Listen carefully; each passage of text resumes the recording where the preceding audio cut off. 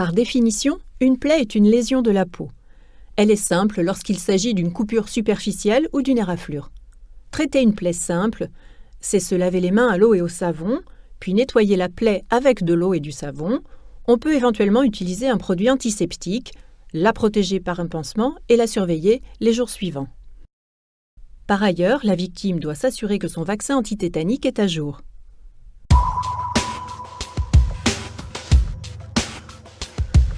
Il faut reconnaître la gravité d'une plaie afin d'adopter la conduite adéquate. Une plaie est grave selon son mécanisme, tranchant, pénétrant, sa localisation, proche d'un orifice naturel, au niveau d'un œil, du thorax ou de l'abdomen, d'une articulation, son aspect, déchiqueté, écrasé. En attendant les secours, la position de la victime dépend de la localisation de sa plaie. La position allongée, yeux fermés et tête immobile limite les risques d'aggravation. La position assise facilite la respiration de la victime. La position allongée, jambes fléchies, permet de détendre les muscles abdominaux et diminue la douleur. Dans cette vidéo, vous allez apprendre les premiers gestes de secours à adopter en cas de plaie grave.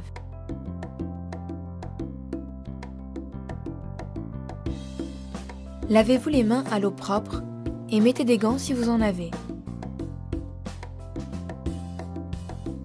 Recouvrez la plaie de compresses stériles ou d'un linge propre. Si un objet est présent dans la plaie, n'essayez pas de le retirer ou de le mobiliser pour éviter d'aggraver la lésion. S'il y avait une hémorragie et en absence de corps étrangers, comprimez la plaie. Alertez le service d'urgence et suivez ses conseils.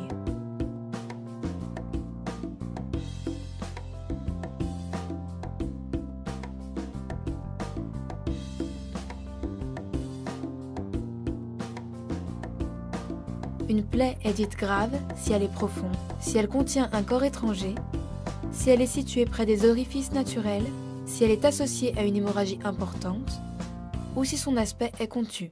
Il y a des plaies graves et il y a des plaies simples. Les plaies graves, ce sont des plaies qui ont une localisation particulière.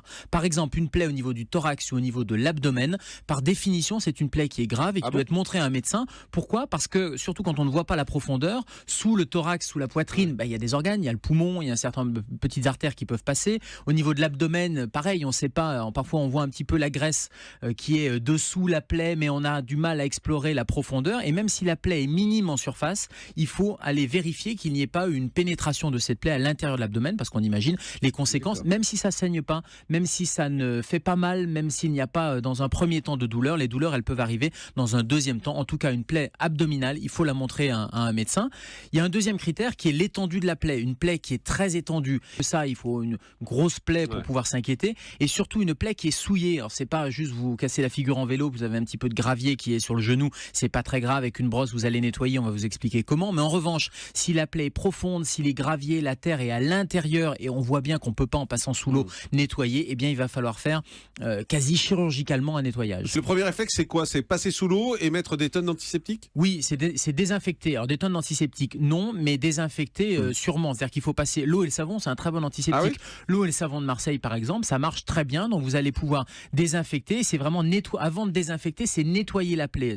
C'est-à-dire enlever tous les corps étrangers. Je vous parlais de gravier, c'est les gamins qui se cassent la figure en vélo, on nettoie un peu les graviers, on va passer sous l'eau parce que si on frotte, ça va faire mal. Donc pour éviter la douleur, on passe sous l'eau, ça va nettoyer le plus gros. Et après, on peut prendre avec une petite compresse, avec quelque chose de propre, on va nettoyer du centre vers la périphérie. C'est-à-dire que plutôt que d'emmener les bactéries ou les cochonneries autour et les ramener à l'intérieur, on nettoie du centre et on va évacuer toute cette saleté. On va éviter l'eau froide, quand je vous disais l'eau froide, parce que l'eau froide, généralement, c'est un vasoconstricteur. Vous savez, ça resserre les vaisseaux. Donc autant c'est bien pour les brûlures, autant pour les plaies, on a besoin d'un petit peu de sang parce qu'on a besoin pour la cicatrisation d'avoir l'apport d'un certain nombre de globules, de médiateurs de l'inflammation comme on dit, et qui participent à la cicatrisation. Après, si on veut mettre de l'antiseptique, on ne sait jamais quoi mettre comme antiseptique. Alors, il faut mettre quoi ? Alors l'antiseptique, il va détruire les germes, qui va détruire les germes pour éviter qu'il y ait une surinfection. Donc on va désinfecter cette plaie-là. On va éviter tout ce qui est produit coloré.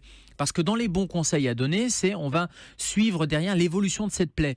Ceci dit, si vous avez très bien nettoyé, l'antiseptique, j'allais dire, c'est un peu la cerise sur le gâteau, mais globalement, les germes ont été évacués. Attention à trop aseptiser aussi, c'est-à-dire qu'on sait que les bactéries participent à la cicatrisation. Et notamment pour les brûlures, pendant des années, on a donné des antibiotiques, on ne donne plus d'antibiotiques. Idem pour les plaies, on ne donne plus d'antibiotiques à titre prophylactique, c'est-à-dire en prévention, parce que les bactéries, il ne faut pas complètement les nettoyer. Il y a des bactéries qui sont très bonnes pour la peau, ce qu'on appelle les bactéries saprophytes, et il faut les respecter.